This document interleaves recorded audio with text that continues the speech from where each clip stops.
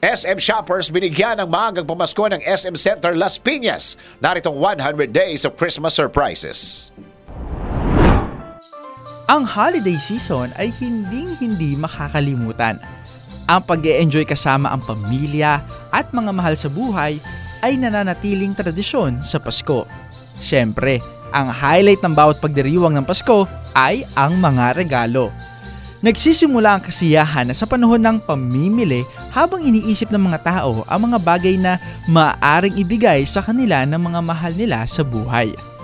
Gaya na lang ng ginawa ng SM Center Las Piñas, pinamili ng mga ito ang ilang maswerteng shoppers bilang bahagi rin nito ng 100 Days of Christmas Surprises with SM.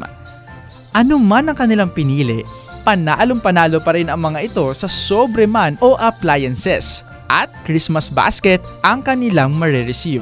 Ang makita pa lang ang kagalakan, pagmamahal at pananabik sa mga mukha ng bawat isa ay sulit na ngayong holiday season. At yan ang special report. Ako si AJ Castro, nagbabalita ng tama, naglilingkod ng tama.